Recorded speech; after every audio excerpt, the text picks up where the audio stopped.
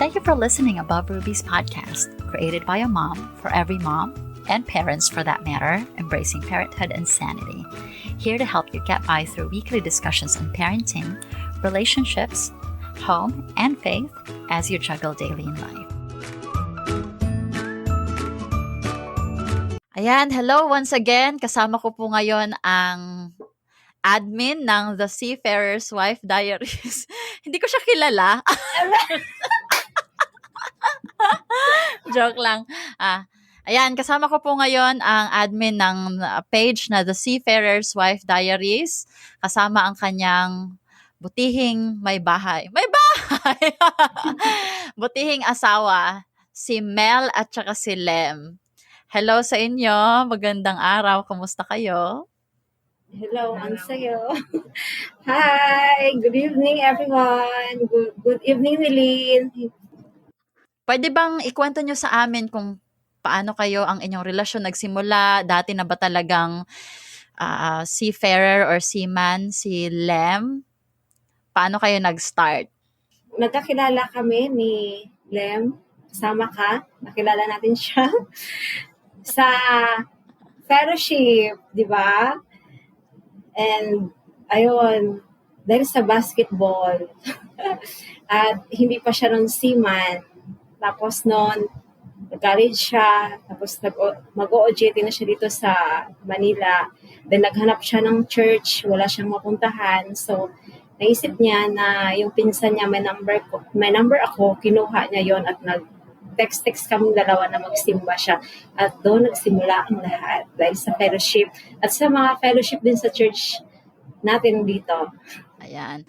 Pero yung LDR nyo, simula pa lang ba? Long distance relationship na talaga kayo or nagkasama pa kayo ng mga ilang buwan together bago nakapagbarko si Lem? Nagkasama ka sa OJT niya, nag-OJT siya. Yung office na ino-OJThan niya is malapit lang sa school ko. So, ilang kanto lang yun. So, OJT siya. Hindi kami LDR. Nag-LDR kami nung nagkadete na talaga siya. Mm-hmm. Okay. Ilang taon kayong magkarelasyon noon bago siya umalis? 1 year lang yun. Tapos, pagbalik niya, nabuntis ako, kasalan na. Okay. 2 years. 2 years kami nagka-relasyon, tapos sumakay ako ng barko 1 year. Tapos after, nagpakasal na. Ayan, pag-usapan natin yung LDR kasi hindi naman lingid sa kaalaman nyo at sa kaalaman ko na pareho tayong dumaan. Ako dumaan, kayo dumadaan pa rin sa long distance relationship.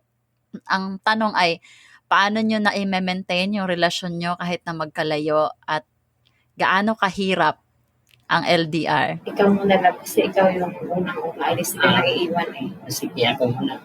Unang-una sa lahat, siyempre, pagkatiwala natin sa ating Panginoon, yung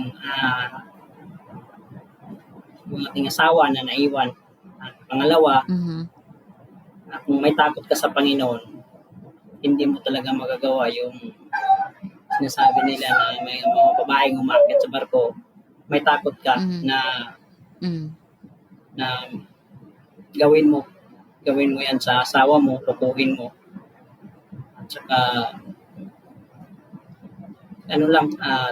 tiwala lang sa Panginoon, gabayan ka niya. Hindi dahil si Satanas sa isip mo na matim ka. Kasi naranasan ko talaga sa barko. Yun, kaya tiwala lang. At saka yun. Sa akin naman, ito lagi tong galit sa akin. Kasi lagi sila wala kang tiwala sa akin. Alam mo naman, hindi ko kaya gawin yan. Sabi ko, in reality kasi, kahit Christian ka or hindi, dumating ka talaga sa point na mawala talaga yung may tiwala ako sa kanya at pinagkatiwala ko kay Lord. Pero we are in our human nature na sa ayaw natin at sa gusto, it's normal na maramdaman natin yung feeling na talagang nagsiselos tayo, nandun yung pag-alala, nandun yung nawawalan yung tiwala natin. Mga what ifs, diba? what if, So what tayo, if. alam mo naman, tayo mga babae, weak tayo. mahina tayo sa mga ganyan na emotionally, nagdadrama na tayo, di ba? Tapos pag malaman natin na, ba nakita ko may picture, may babae na dyan. So, ayan, nagsisimula na, ganyan. Pero, nalagpasan namin yun ni Limboy kasi pag every time na may signal kasi siya, nagpipray talaga kami lagi. Hindi namin nawawala yung pagiging prayer partner namin dalawa. Na Yes. mag-i-start yung conversation namin. Mag-i-end talaga yan sa pag nagpipray kami dalawa. Tapos, lalo na pag nandito na siya, kasama ko siya, nag-devotion kami, tapos nagpipray ko sa mga anak namin. Tapos, alam mo yun, pagdating naman sa mga walang signal, dun ka din masusubukan. Ilang buwan yung pinakamatagal na nabigyan ka signal? 48 days. 48 days. Wow. Walang signal. Tapos, I mean 60 days. ay, 60 pa. From 60 days na walang from communication. Japan to China. Wow. China pa? From Canada to Japan. O yun, tapos, Napaka-challenging kung iisipin mo, 2 buwan kayo hindi nagkakausap. So talagang hindi ka excuse na mag-doubt ba? Oo. Alam mo yon, kahit Christian ka, magwo-worry ka Oo. talaga. Sa kaya nga ganyan. hindi maiwasan sa tagal na yun. Umiiyak ako sa'yo, diba? Kasi alam mo yung biglang may mga problem talaga na may encounter ka while wala kayong signal. Tapos ako, hindi kasi ako pala open sa iba. You know naman, sa'yo lang talaga ako nag-open. Tapos minsan, hindi pa ako mag-open pag hindi tayo personal. Diba? True. Kaya sabi ko, parang ang hirap din kasi na mag-open ka sa iba na hindi nakakaintindi sa pinagdadaanan mo, sa sitwasyon mo. Sabi ko nga sa page ko lagi na only a seafarer's family or only a seaman or a seafarer's wife lang ang nakaka-relate at nakakaintindi din sa Kapwa, naramdaman o sa kapwa. Kasi alam mo yun, hindi mo kasi pag mag-open ka ng ganyan, parang ano ba yan, ang OA naman, hindi lang naka-text, hindi lang naka-chat. So ikaw, mag-isa ka lang, wala kang kasama sa bahay, hindi nila maintindihan kung gaano kahirap na mag-isa ka, lalo na sa mga decision making na walang Yes, si Lem, wala siyang Signal. Yes. signal. Oo, ano ba yun, naiiyak na ako. Ayan. Tapos, alam mo yung, ako kasi, pagdating sa ganyang sitwasyon, pagdating niya na may signal na kaming dalawa, wala akong pa kemi-kemi, problema o masaya or whatever sinasabi ko yan sa kanya. Walang pakialam, at least mabawasan man oo, kasi merong isang asawa din ng seaman na nakapag-advise sa akin. Sabi niya na, kahit gano'ng kahirap, kahit gano'ng kasakit, iiyak mo, tapos pag may signal na siya, sabihin mo, huwag mo hantayin na magme-maintain ka ng gamot ng sakit sa puso monthly. Kaya wala namang mawawala pag sabihin mo sa kanya. Magkakaroon kayo ng diskusyon, pero pagkatapos niya, mawala na. So ayun, at saka sa help din ni Lord, talagang away, bati kami niyan, laging away, pero pag mahal mo talaga, kailangan yung nag-aapoy, talagang ikaw mismo papatay sa apoy para maging ang taas ng pride ko, kaya malditang nga ako siya lang din ang nakaka-control sa akin. Oo, siya lang talaga. Ayun, kasi ayun nga, sabi nyo nga, hindi na talaga ngayon excuse na hindi na talaga ngayon na dahil Christian ka or hindi ka Christian. Unfortunately, mas marami nga sa Christian yung natitempt sa mga ganitong Kasi, yan yung ikaw yung target ng kalaban So, hindi man niya makuha yung kaligtasan mo, pero yung joy ng salvation mo, mawawala talaga dahil nagkakasala ka. So, and also, hindi lang sa mga seaman pati sa kanilang mga asawa na naiwan dito. Totoo yan. Yun nga, ang sabi, hindi na daw seaman yung niloloko. It's two-way na ngayon. Kung sino yung medyo marupok, yun talaga actually yung natatamaan. Kaya naiintindihan ko. Tsaka kahit pa tayo naiwan, di ba? Yes, naranasan mo Kahit, yan. kahit na, oo, kahit na alam mo sa sarili mo na wala ka talagang ginagawang masama, hindi mo rin siya masisisi kung talagang magseselo siya, magtatanong sino kasama mo, Yes. sino ganyan. Kasi, ayun nga, hindi ka niya nakikita hindi kayo nagkakasama 24/7. So, that's normal. And, pag makikita mo yung mag-asawang nakaka-survive sa ganyan, talagang mapapabilib ka. Talagang good job kayo. Good job. Good job yung mga asawa ng seaman dyan at saka mga seaman na nakaka-survive. Hindi lang ng seaman, pati kahit O, sinong kahit sino, OFW correct. na magkalayo. Ayan, merong mga sinasabing, merong misconception about seaman when it comes to finances. Parang iniisip ng marami na pag seaman ka, mayaman ka. So, siguro natin yan, i-break natin yung misconception na yan at linawin natin sa kanila na tao lang din tayo at may binabudget. Anong masasabi nyo pagdating sa financial? Nahihirapan ba kayo sa pagbabudget? Paano nyo inaayos yan? Ang magandang magsagot niyan, ang aking mahal na husband. O, sige lang, go. Okay, sabi nga nila na malaki daw ang sahod sa seaman. Actually, medyo okay naman. Different siya talaga siya dito sa lupa. At saka, yun nga, may iba na hindi makakontrol. Panay labas, panay gasto. Minsan yung iba, ginagamit nila yung pagkasiman, yun, pero nasa tao lang kung paano mo paano mo manage yung pera mo na kinikita mo. Lalong-lalo na sa barko na minsan hindi maiwasan. Marami talagang temptation na lalo na sa puerto, lalabas ka. Yung iba naman, gusto talagang mag-ipon dahil may mga plano.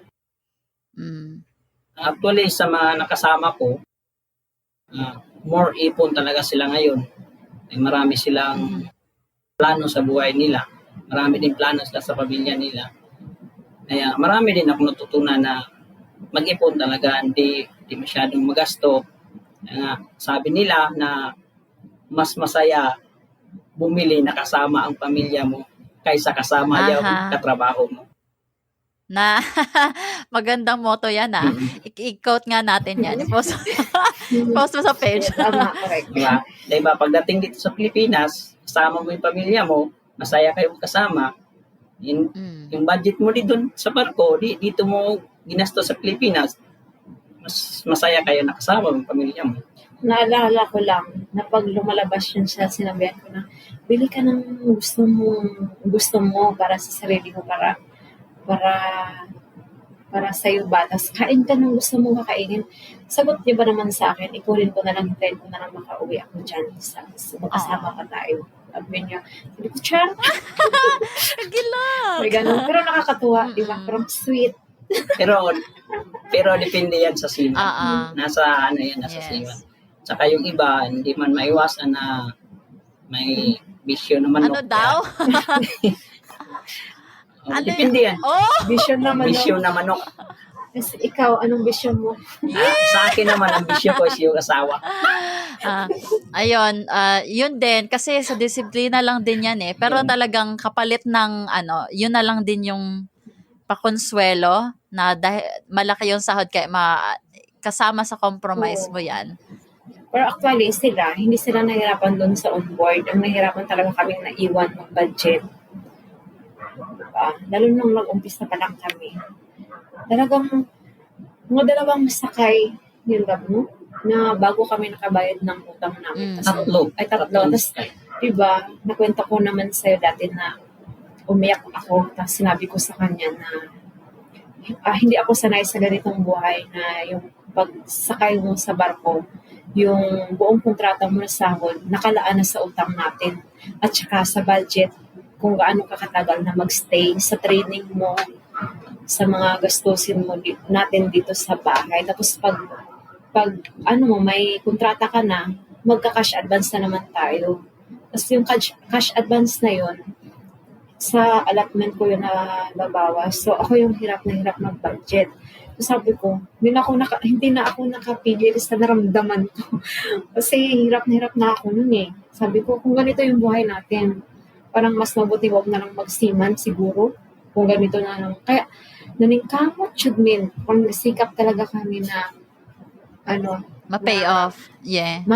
mawala yung recycle na yun, parang sumpa, Mm-mm. naputulin namin. Kasi ayaw ko din na manahin yun ng mga anak ko na gano'n yung buhay. So, thankfully, talagang masalamat talaga kami kay Lord na natupad yung plano namin. Pinagpari talaga namin yun. As in, at Mm-mm. ako matipid man ako, nung nakilala ko na siya, hindi ito siya matipid nung una eh. Siyempre, naintindihan ko din nung una kasi laki din sa hirap. Parang sabi niya nga, Bumabawi. Ganun. oo, parang ano daw siya, murag Nabigla sa sahod. nabigla sa sahod ba? Yeah. Oo. Oo. Pero parang, hayaan na kasi nagsikap naman siya eh. Pero pag may pamilya ka, dapat iba na yung mindset. Mm. So, as in ngayon, nga pagbaba niya, siya yung pinabudget ko para alam niya. Ah. Kaya ngayon, hindi ako nai-stress. Siya yung nai-stress kasi ang daming envelopes. Yes. Tagbaw. Tagbaw, oy.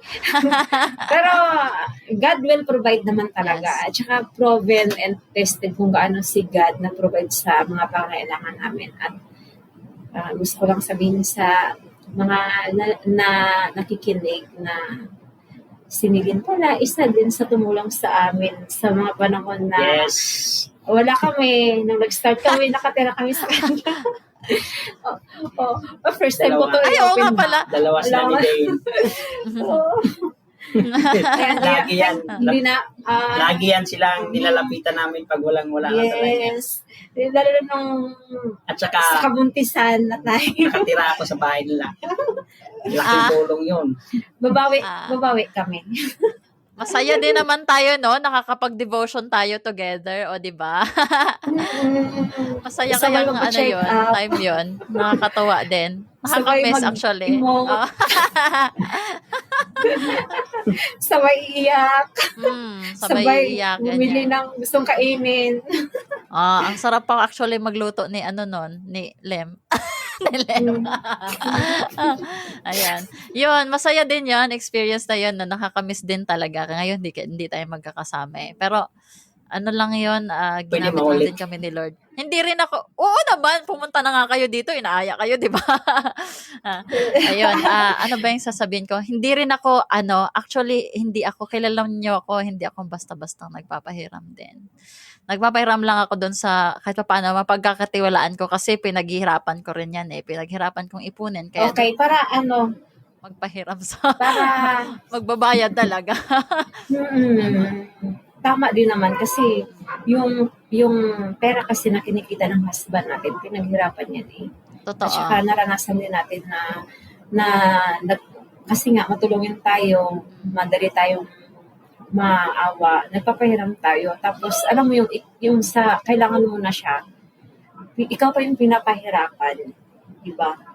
Parang siguro dumaan din tayo dyan, di ba? Oo naman. Tsaka, kung may maitulong ka, yun nga, tumulong, pero wag na lang din masamain kung hindi mo mapahiram kasi, meron ka rin pinagbabudgetan, so, mahirap din. Ano na lang, intindihan na lang ba? Kasi kung meron namang papahiramin ka rin naman.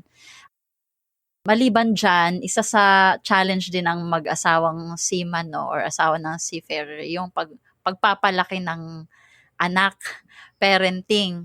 Ngayon, paano nyo ginagawa yan na sa mga panahon na nasa barko, syempre yung mama lang yung aasikaso sa bata, nagdidisiplina, tapos pag uwi, ibang klaseng parenting din kasi magkaiba naman talaga tayo ng parenting style tayong mag-asawa. Paano nyo Yes, na-manage yan? tama. Lagi ba kayong hindi nagkakaintindihan pagdating dyan? Paanong parenting style nyo? Actually, nung 2 years old hanggang 4 love, no? 4, nag-a-adjust kami dalawa niyan sa pagdating sa discipline. Kasi pag nandito, wala yung isa. Siyempre, maging firm ka sa discipline mo. Pag nandito yung partner mo, siyempre minsan niya lang makasama yung anak niya. Sinabi niya nga sa akin na ayaw niya daw paluin kasi naawa daw siya. Ayaw daw masabi ng anak niya na Huwag mo ipakita sa pag nasa onboard ako, sinasabi ko sa kanya na huwag mong iparinig o ipakita sa akin na paluin yung bata. Kasi hindi mo alam kung nararamdaman ko dito, nasa malayo ako. Ganon. Tapos, pag nandito naman siya, sinasabi niya na hanggat kaya niya na huwag niyo lang paluin. Pero ngayon, iba na. Kasi iba nung maliit pa ngayon na malaki na may bait na yung anak namin. Hindi na pwede yung ganun. Kaya ngayon, pinag-usapan namin yung, actually nung last night lang nung isang araw lang nag-usap kami na pagdating sa discipline, wala yung labanay sa harap na anak. Sa harap na anak. Oo, yung pag ako ang magdisiplina, Huwag mong ipakita o iparamdam sa kanya na kinakampihan mo siya Ganon. para hindi lumalaki yung ulo niya. Kung nasaktan ka, usap kayo in private na mag-asawa na hindi nakarinig yung anak. So far, nung ako lang, nahirapan naman talaga ako kasi kilala mo naman yung anak ko, di ba? Na masyadong makulit. Parang sabi nga, di ba, lima daw yung anak ko. Kaya mo ba yan? Ganyan na din yung anak ko, huwag kang mag-alala. Oo, di ba? Pero ano yun una, masasaktan ka kasi parang, pero ngayon, nasanay na ako. Sanayan lang pala, no? Pag first mom ka, iba yung dating sa'yo pag parang makikita sa anak nila, hyper, puro makulit. Parang wala nang positive. Pero ngayon, wala na. Oo, ngayon wala na. At saka, dalawa na talaga kami yung firm sa pagdating sa discipline kasi iniisip namin, kailan namin straight yung kahoy. Habang maliit pa, na kaya pa siyang ituwid na. Kasi pag matanda na siya, hindi na, matigas na.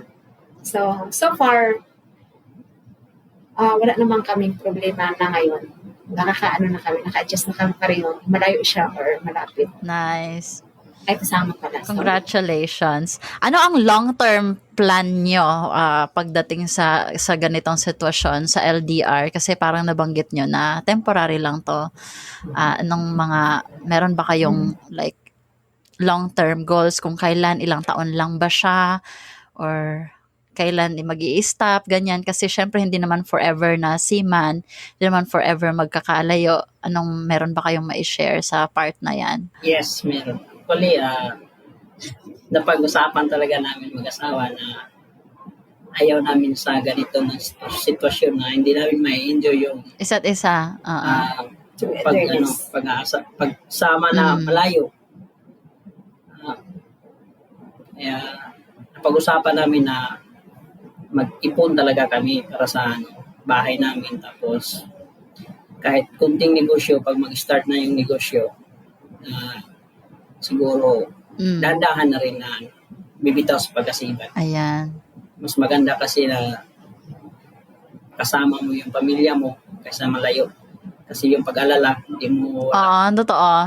Totoo, no? Matagal-tagal na rin kayong magkalayo. Actually, bago lang namin to na pag-usapan, kahapon lang yung talaga, sabi ko sa kanya, sana yung hindi dumating yung point na hindi ka na magbarko kasi hindi ka na makalakad or may sakit ka ng nararamdaman. Mas maganda kasi na mag-stop ka sa barko na malakas ka pa para pangbawi doon sa mga panahon na hindi mo siya makasama. Ayun. At saka sabi ko sa kanya, hindi na natin kailangan ng maraming pera, magpatayo ng magandang bahay, ganito, ganyan. Kasi dapat mag-i-invest tayo sa heaven, hindi dito sa makakatapos na natin yung mga anak natin. at saka magkaroon tayo ng sarili nating hanap buhay dito, okay na yun. At saka mamatay din naman tayo eh. Hindi natin yan madala sa langit. Totoo. Amen. Ipag-pray natin yan, no? Kung kailan man yan, alam natin kung kailan yan ibibigay sa inyo ni Lord. Kasi mahirap din. Kami nga, na-compromise yung malaking kawalan din sa amin ni Dane na isa na lang sa amin uli ngayon ang sumasahod. Mahirap din. Pero yun nga, kasi hindi din, yun nga, kagaya ng sabi nyo, yung peace of mind na kasama mo yung pamilya mo. Hindi rin talaga mataroon. So, let's At pray saka, for that.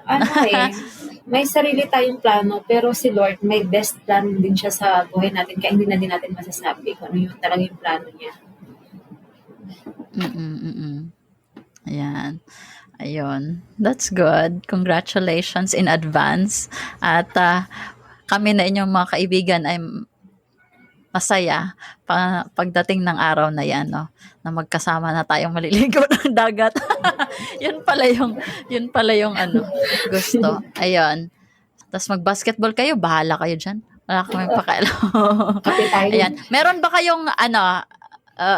ba kayong mga advice sa mga seaman, may karelasyong or may girlfriend or asawang seaman, sa mga may manliligaw na seaman, anong mga expectation or advice ang maibibigay nyo sa kanila? Huwag mo na lang. Lalaki mo ka.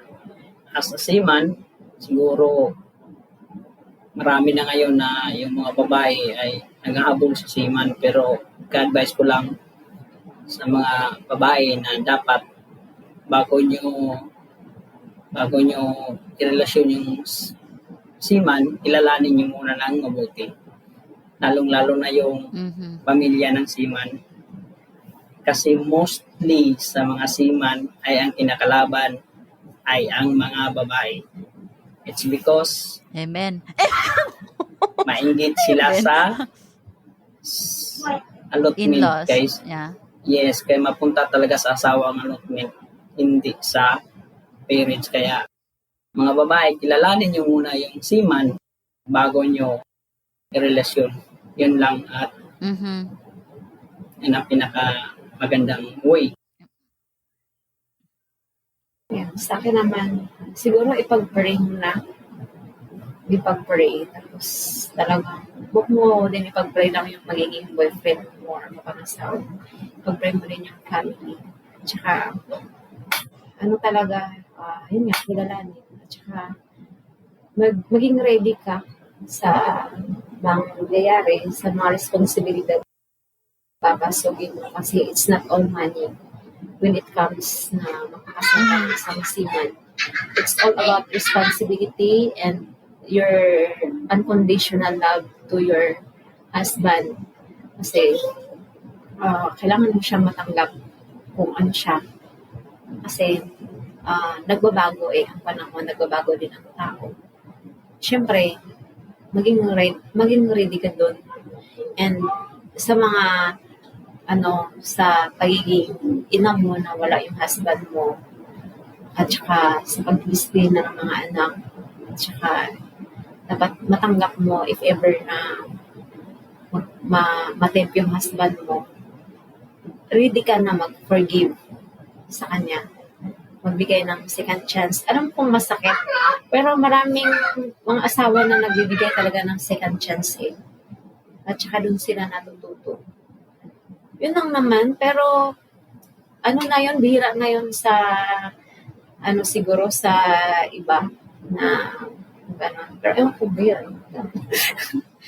Pero ganun talaga kasi reality, di ba? Reality man yung pinag-usapan natin dito. Ganun talaga. At ipag-pray muna ha, tapos wag pera. Kasi baka pag hindi na siya seaman, mawala na siya ng trabaho, baka iwanan na siya. Kawawa naman yung seaman. Paano pag nahulog sa barko na kumatos, wala nang makalaga sa kanya. Totoo yan. Talagang love dapat. Love dapat, hindi lang money. Nakakatuwa naman. Salamat sa oras nyo ngayon kasi talagang nagbigay kayo ng oras para sa akin kahit na dapat spend nyo na lang sana to. Pero pinagbigyan nyo pa rin ako. Thank you. At prayer ko ay tayong mga couple friends, mag-asawang Kristiyano, patuloy tayong gamitin ni Lord sa kung ano mang ministry yung binigay niya sa atin, no? Magkalayo na tayo ngayon, hindi na tayo magkasama. LDR na tayo ngayon. Dati kasi, LDR na rin tayo. LDR na rin tayo. Yun, ganyan. So, I pray that kung ano yung mga plano ni Lord sa atin, yun ang matupad, yun ang masunod. Any last words? Tell them about your Mel, your page para sa mga gustong para sa mga nakarinig dito na kailangan ng support group na asawa ng seaman or kaya mga ganon, mga seaman kasi may seaman na rin nagfa-follow sa iyo, no. Masasabi ko lang sa mga followers natin sa ating page, thank you for your support at saka nandyan kayo, nagbibigay ng advice din sa mga kapwa nating sisters, wives na nanghingi ng advice, nagko-comfort. Talagang yung iba, nagme-message talaga na nagiging comfort zone daw nila yung page natin. At nagpapasalamat din ako sa iyo na actually ikaw ang nagbigay ng ng name. Kasi fit dun sa vlog natin. Ayan, tapos nilugtungan ko lang ng PH.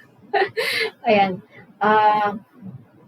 Magiging stay positive sa mga pinagdadaanan natin.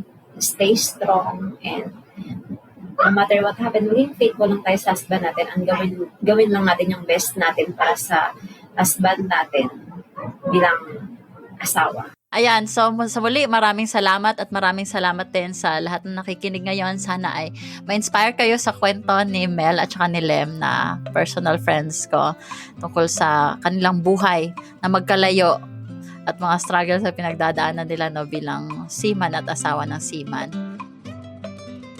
Hope you enjoyed today's episode. Sign up to my newsletter so you're notified of my next podcast at www.abovepreciousrubies.com or follow me via Apple Podcast or Spotify. Today's Bible reading is from 1 Peter chapter 3, verse 7. Husbands, in the same way, be considerate as you live with your wives, and treat them with respect as the weaker partner and as heirs with you of the gracious gift of life, so that nothing will hinder your prayers.